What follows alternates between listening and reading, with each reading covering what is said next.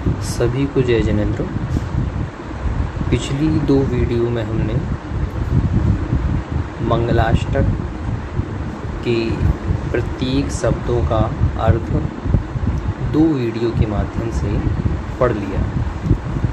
अब हम अभिषेक पाठ का अर्थ यहाँ से प्रारंभ कर रहे हैं। यह अभिषेक पाठ प्रत्येक मंदिरों में किया जाता है, संस्कृत वाला, जो माघनंदी मुनिराज के द्वारा रचित है ना। जैसे इसका नाम भी है, माघनंदी मुनिकृत अभिषेक पाठ। तो अभिषेक पाठ का अर्थ भी अब हम प्रारंभ कर रहे हैं और कुछ वीडियो के माध्यम से 3 से 4 वीडियो के माध्यम से हम अभिषेक पाठ के भी संपूर्ण पद्यों का अर्थ देखेंगे। तो अभिषेक के मंगलाष्टक के पश्चात यह है प्रथम अभिषेक का पद्य। तो पहले इसका उच्चारण करते हैं। श्रीमन्नतामर शिरस्तट रत्नादीप्ति तोयावभाषि चरणाम्बुजयुग्ममीशम् अर्हन्तमुन्नतपदप्रदमाभिनम्य तन्मूर्तिषूद्यदभिषेकविधिं करिष्ये। देखिए क्या कहते हैं।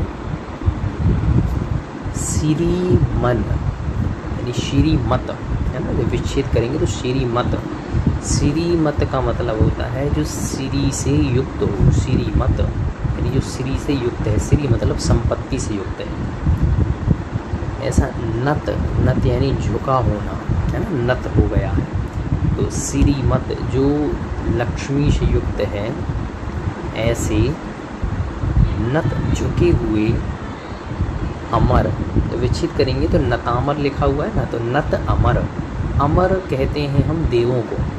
तो कह रहे हैं श्रीमत यानी लक्ष्मी से युक्त, नत यानी झुके हुए, अमर यानी देवताओं के, शिरस्तट, शिरस्तट तट, सिर का तट भाग। शिरस्तट मतलब सिर का तट भाग, यानी जो सिर का अथवा जो उन्होंने मुकुट लगा रखा है उसका सबसे अग्रिम भाग है ना। तो कह रहे हैं श्री से युक्त,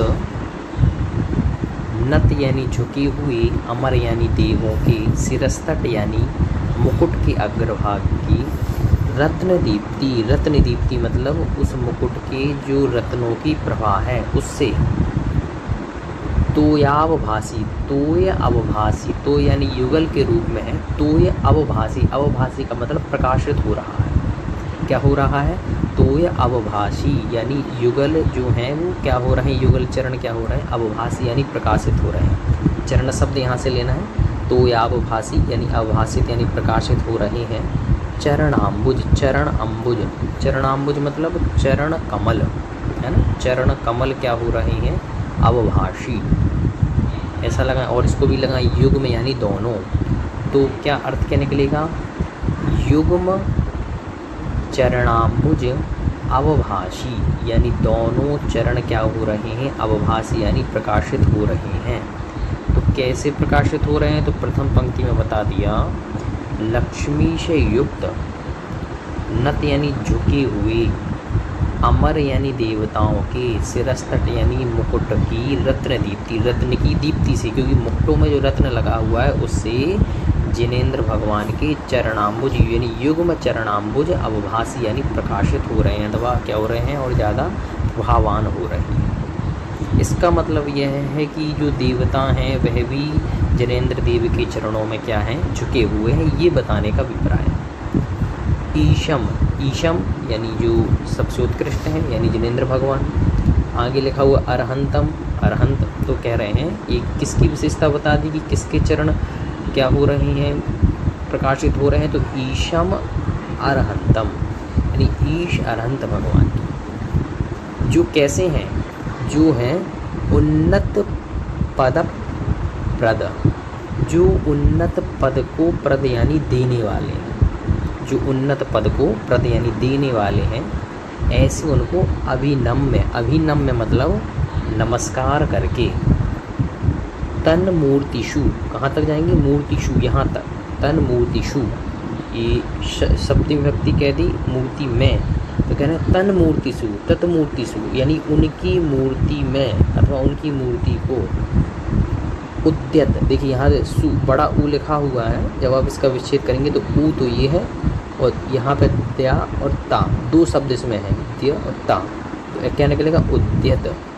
तो क्या हो गया तन मूर्तिषु उनकी मूर्ति में अथवा उनकी मूर्ति पर उद्यत, उद्यत यानी बिल्कुल ऊर्जवान होके अथवा पूर्ण सामर्थ्यवान होके अथवा बड़ा उल्लासित होके है ना। तो उद्यत यहाँ तक देखिए, यहाँ तक उद्यत उद्यत ऐसा लगाना, तो उद्यत है ना। फिर निकलेगा अभिषेक विधिम करिष्ये यानी अभिषेक की विधि को करिष्ये यानी कर रहा हूँ अथवा करता हूँ।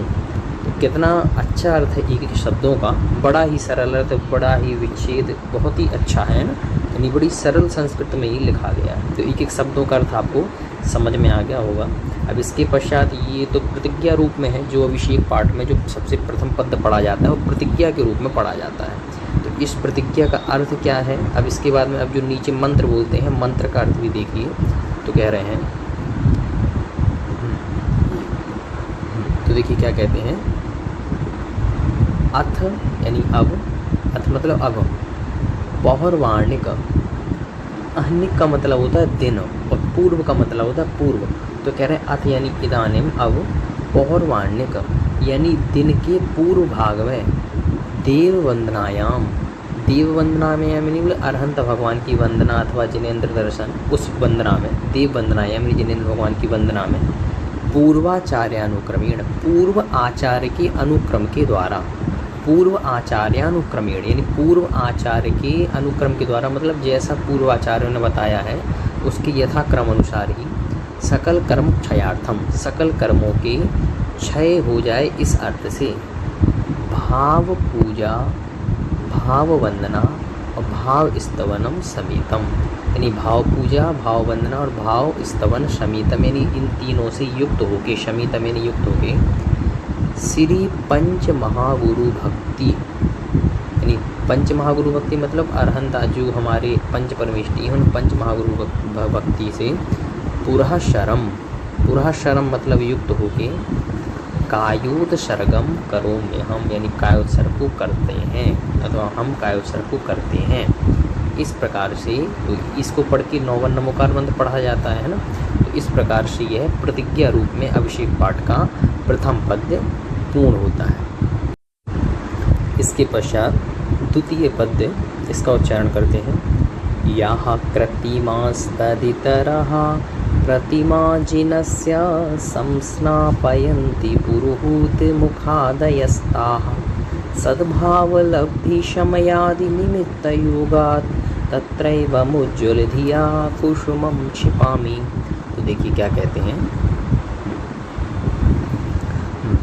यहाँ मतलब जो, कृत्तिमाह का मतलब होता है कृत्रिम जो बनाई गई है, और तद इतरा मतलब इससे इतर यानी जो नहीं बनाई गई मतलब अकृत्रिम, ऐसा नहीं। यहाँ मतलब जो कृत्रिमा यानी कृत्रिम प्रतिमाएं हैं और तद इतरा यानी इनसे इतर यानी जो तद इतरा, तो कृत्रिम से इतर क्या होगा यानी इससे उल्टा क्या होगा अकृत्रिम। तो वही बात कह दी, यह यानी जो कृत्रिमा यानी बनाई गई और तद इतरा यानी इससे इतर यानी अकृत्रिम, प्रतिमाजनस्य यानी जो जिनेंद्र भगवान की, जनस्य यानी जिनेंद्र भगवान की प्रतिमा है, यह यानी जो कृत्रिमा यानी कृत्रिम और तदितरा यानी अकृत्रिम, प्रतिमा जनस्य यानी जो जिनेंद्र भगवान की प्रतिमा है उनको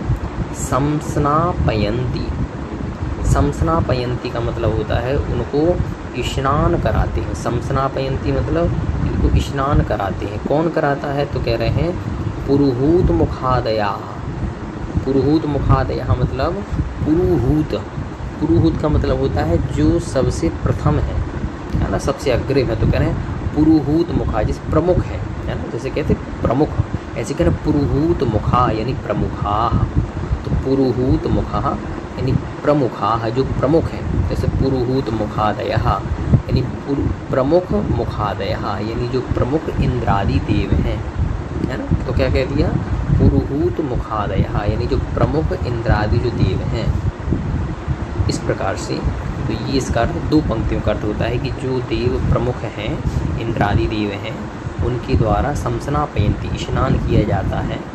तो क्या कह रहे हैं, यह यानी जो कृतिमाः तदितराः, कृत्रिम और अकृत्रिम प्रतिमा जनस जिनेंद्र भगवान की प्रतिमा, उनको सद्भाव लब्धि, सद्भाव लब्धि का मतलब होता है सद्भाव यानी अच्छी, सद यानी अच्छी, भाव यानी बुद्धि, ऐसी सद्भाव लब्धि यानी सद्बुद्धि रूपी लब्धि के होने पर, यानी हमारी बुद्धि कैसी हुई है, सद्भाव हुई तभी तो अभिषेक के लिए आए हैं।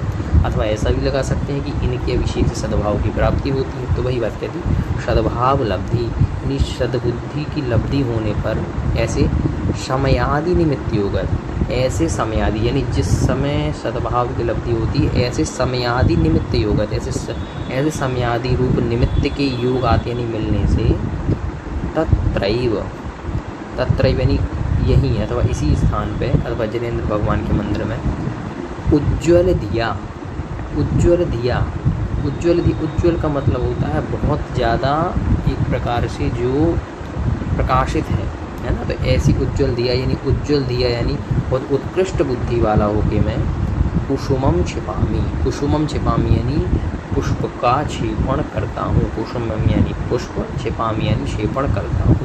तो इस प्रकार से अब इस पद्य को पढ़ के क्या किया जाएगा, फिर इसके पश्चात पुष्प का क्षेपण किया जाएगा। तो ये इस प्रकार से दूसरे पद्य का अर्थ पूर्ण होता है। तो क्या कहते हैं, इत्य आशीर्वादः परि पुष्पांजलिं क्षिपामः। ये इस प्रकार से दो पद्य हमारे पूर्ण होते हैं। अब तीसरे पद्य में श्रीकार लेखन के उद्देश्य से यह पद्य लिखा गया है। इसका उच्चारण करते हैं, फिर इसका अर्थ कीजिए। श्रीपीठक्लप्ते विशदाक्षतौघै श्रीप्रस्तरे पूर्णशशाङ्ककल्पे श्रीवर्तके चन्द्रमसीति वार्तां सत्यापयन्तीं श्रियमालिखामि।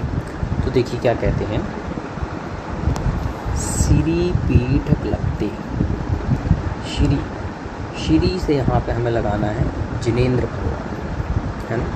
तो कह रहे हैं श्रीपीठक्लप्ते यानी श्री यानी जिनेंद्र भगवान के पीठक्लप्ते, पीठ का मतलब होता है जिसमें विराजमान होते हैं ना। तो कह रहे हैं श्रीपीठक्लप्त यानी जिनेंद्र भगवान के सिंहासन पर विशदाक्षतौघै यानी विशद का मतलब होता है बड़ा, है ना। परंतु यहाँ पर विशद से क्या अर्थ लगाना है, विशद का मतलब है जो बहुत ज़्यादा शोभायमान हो, है ना, ऐसा। अथवा ऐसा भी लगा सकते हैं विशद जो विशेष रूप से बहुत पवित्र है ना।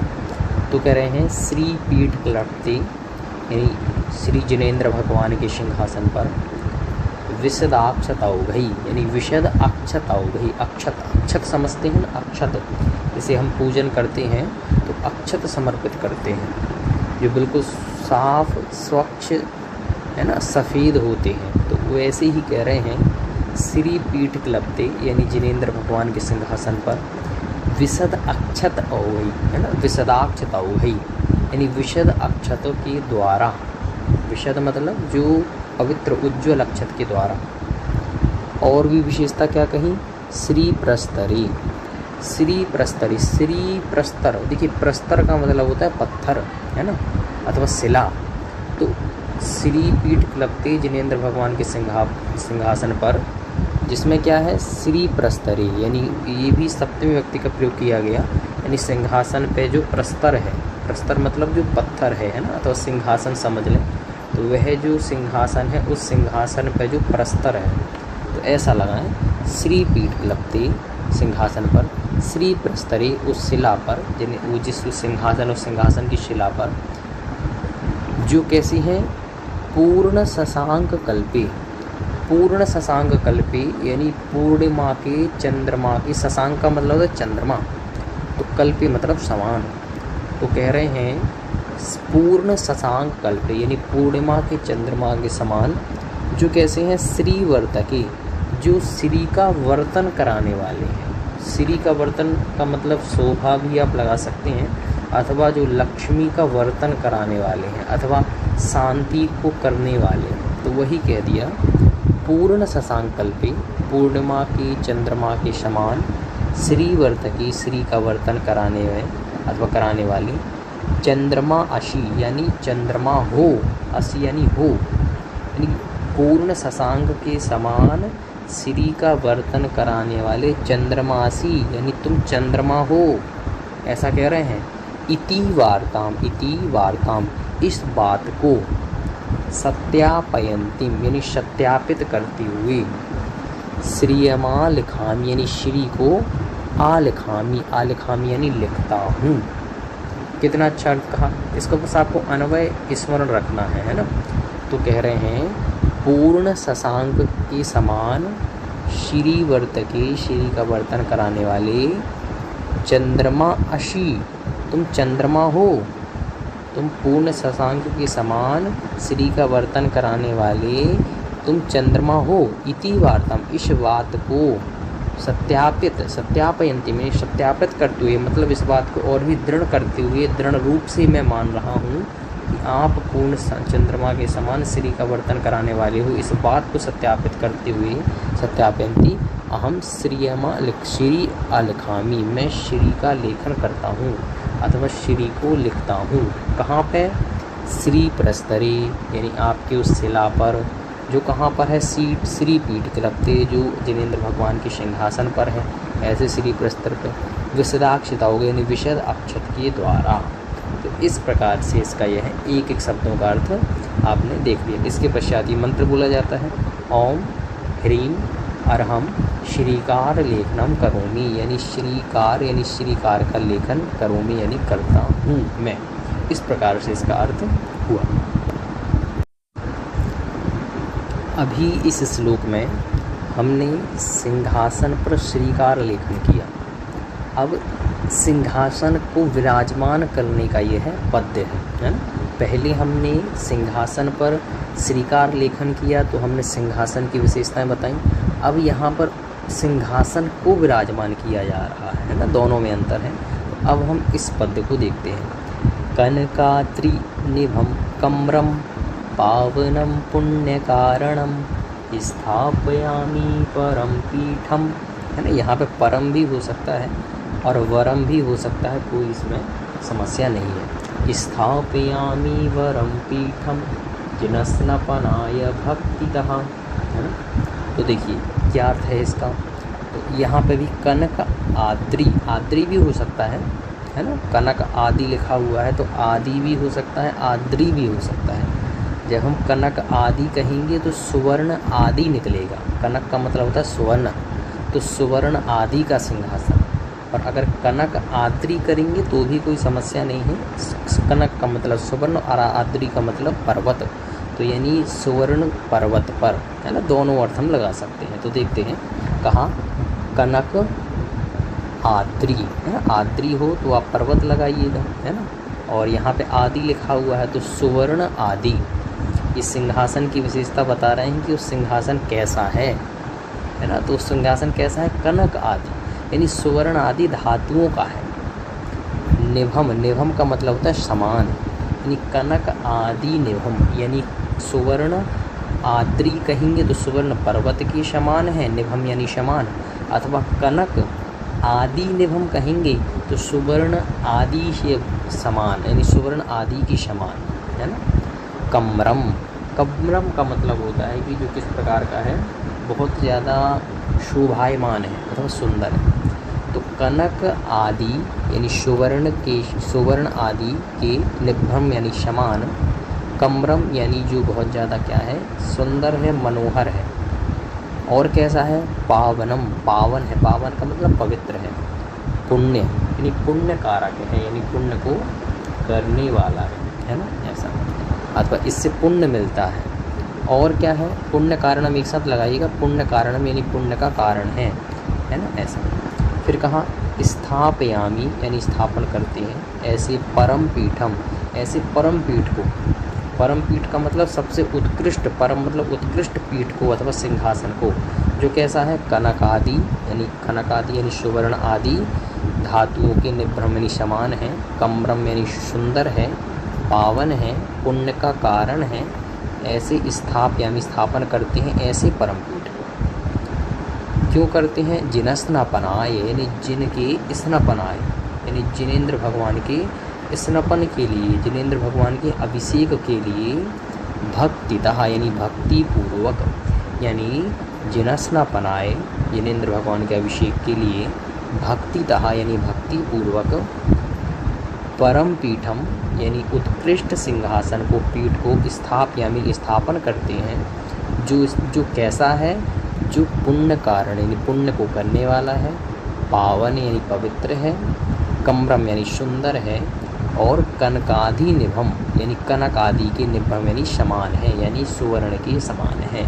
तो इस प्रकार से एक एक शब्द का अर्थ आपने देखा। और फिर इसके पश्चात मंत्र बोलते हैं ओम ह्रीम श्री पीठ स्थापनम करोमि यानी पीठ स्थापन, पीठ का मतलब सिंहासन को स्थापन यानी स्थापित, करोमि यानी करता हूँ। इस प्रकार से यह इसका अर्थ हो। श्रीकार लेखन और सिंहासन को विराजमान करने के पश्चात अब श्री जी जिनेंद्र भगवान को सिंहासन पर विराजमान करेंगे। उसके लिए यह श्लोक हम पढ़ते हैं। तो इसका पहले उच्चारण करते हैं। भृंगार चामर शूदर्पण पीठ कुंभ ताल ध्वजा तप निवारक भूषिताग्रे वर्धर्ष्वनंद जय पाठ्य पदावलीभिः सिंहासने जिन भवन्तमहं श्रयामि वृषभादिषु वीरान्तान् जन्माप्तौ जिष्णु चर्चितान् स्थाप्याम्याभिषेकाय भक्त्या पीठे महोत्सवम, है ना। आप ऐसा ही बोल सकते हैं स्थापयामि अभिषेकाय, है ना, दोनों। चलिए तो इसका अर्थ देखते हैं। तो कह रहे हैं भृंगार, भृंगार, भृंगार का मतलब होता है झारी, जिससे आप शांति धारा करते हैं, ऐसी झारी। यानी यहाँ पे 8 मंगल द्रव्यों के नाम बताए जाएंगे, जो अष्टमंगल होते हैं। 8 मंगल द्रव्यों के यहाँ पे जैसे अष्ट प्रातिहार होते हैं, ऐसे ये अष्टमंगल। तो अष्टमंगल कौन कौन से हैं? तो पहले उनके नाम बता रहे हैं। तो कह रहे हैं भृंगार, एक तो झारी, दूसरा चामर। चामर, चामर का मतलब, चामर तो आपने देख ली, जो चवर हम धुराते हैं वही चमर, चामर। 64 चवर जिनेंद्र भगवान को के देवताओं के द्वारा क्या करे जाते हैं? ढुराए जाते हैं। तो वही यहाँ पे क्या कहा? भृंगार यानी झारी, चामर यानी चवर, सुदर्पण, सुदर्पण का मतलब एक अच्छा दर्पण। अब सुदर्पण कहती है तो दर्पण एक ही बात है। तो सुदर्पण यानी एक दर्पण जिसमें हम अपना चेहरा देखते हैं। तो 3। इसके बाद में पीठ, पीठ का मतलब होता है सिंहासन। अब पीछे भी आपने पढ़ा पीठ यानी सिंहासन। पीठ के स्थान पे स्वस्ति को, जो स्वस्तिक हम बनाते हैं, उस स्वस्तिक को अष्टमंगल द्रव्यों में लिया जाता है ना। तो यहाँ पे पीठ दिया गया है सिंहासन, परंतु अष्टमंगलों में अधिकांश स्थान पे पीठ ना होकर के वहाँ पे स्वस्तिक को स्थान दिया जाता है ना। स्वस्तिक जो आप बनाते हैं वह भी एक अष्टमंगल है। यहाँ पे पीठ शब्द आया है तो इसे भी आप याद रखें ऐसा। फिर इसके बाद में कहा कुंभ, कुंभ का मतलब होता है एक ऐसा वस्तु जिसमें हम जल भरते हैं, है ना, कुंभ। जैसे आपने मटका जिसे कहते हैं, तो यहाँ पे क्या लगाना है? कुंभ मतलब कलश, है ना। कुंभ का मतलब क्या होता है? मटका, अथवा कुंभ का मतलब कलश। तो एक तो झारी, ये दोनों अलग हैं। झारी जिससे शांति धारा करते हैं, कुंभ यानी कलश। इसके बाद में ताल, ताल, ताल से क्या अभिप्राय है? ताल से अभिप्राय है व्यजन, है ना, व्यजन। व्यजन मतलब जो पंखे आपने पहले देखे होंगे पुराने समय में, अब तो ये पंखे आने लगे हैं, वो हाथ से हम उससे हवा करते थे, तो वो व्यजन कहलाता था। व्यजना बोलते हैं उसे ना, ऐसा। तो व्यजन, ताल। इसके बाद में ध्वजा, ध्वजा आपने देखी होगी, है ना, तो वह ध्वजा। इसके बाद में तप निवारक, तप निवारक, तप निवारक यानी ताप का निवारण करने वाला। तप का निवारक कौन करता है? तो छत्र, छत्र जो होता है, जो हमारे ऊपर अगर छत्र हो, जैसे हम जैसे जहाँ पे हैं तो छत कहते हैं, तो छत भी क्या करती है? ताप का, उष्णता का निवारण करती है। ऐसी तप निवारक से क्या लेना है? छत्र जो जिनेंद्र भगवान के ऊपर होता है, ऐसे तप निवारक। तो कितने हो गए? 8 हो गए। भृंगार, चामर, सुदर्पण, पीठ और कुंभ, 5 ही हो गए। 6, ताल ध्वजा 7 और तप निवारक यानी छत्र 8।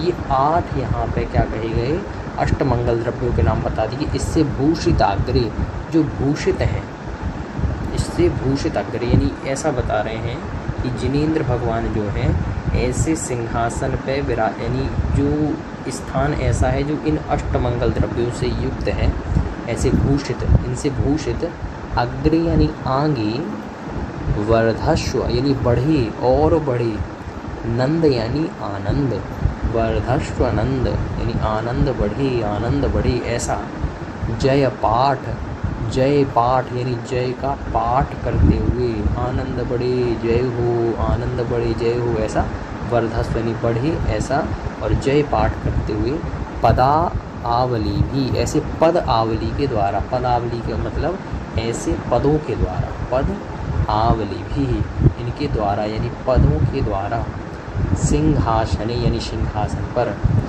जिन भवंतम यानी जिनेंद्र भगवान को, अहम श्रयामी, अहम श्रयामी यानी मैं विराजमान करता हूँ, अहम श्रयामी यानी मैं विराजमान करता हूँ, ये कहना चाहते हैं। तो कह रहे हैं इन 8 द्रव्यों से, मंगल द्रव्यों से युक्त, जो इससे अग्रणी जो आगे युक्त हैं, उनके आगे हम वर्धस्वनंद आनंद बढ़े, जय पाठ हो ऐसा, जय हो ऐसे पदावली, ऐसे पदों के द्वारा जयकार करते हुए, सिंहासन सिंहासन पर, जिन यानी जिनेंद्र भगवान, भवंतम भवंतम यानी आपको, अहम श्रयामी मैं विराजमान करता हूँ।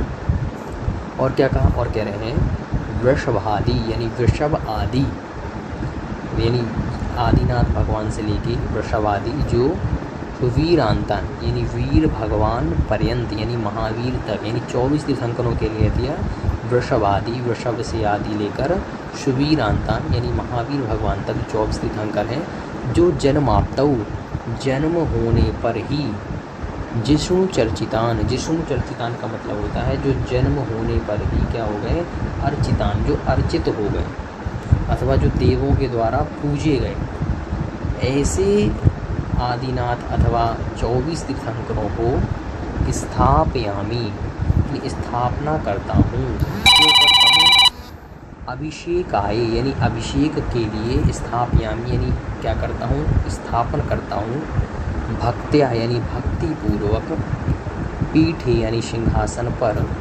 महोत्सवम यानी महा उत्सव मना करके। अर्थात कहना क्या चाहते हैं, कहना चाहते हैं वृषभ से लेके यानी आदिनाथ भगवान से लेके महावीर पर्यंत जो जन्माप्तो जन्म से ही जिष्णु चर्चितान देवों के द्वारा पूजे गए, ऐसे जिनेंद्र भगवान को स्थापयामी यानी स्थापन करता हूँ, अभिषेक के लिए, भक्त्या यानी भक्ति पूर्वक स्थापन करता हूँ अभिषेक के लिए, कहाँ पे, पीठे यानी सिंहासन पे, कैसे, महोत्सवम यानी महा उत्सव मना करके, अथवा बड़ी भक्ति भाव से भक्ति पूर्वक जिनेंद्र भगवान को स्थापन करता हूँ।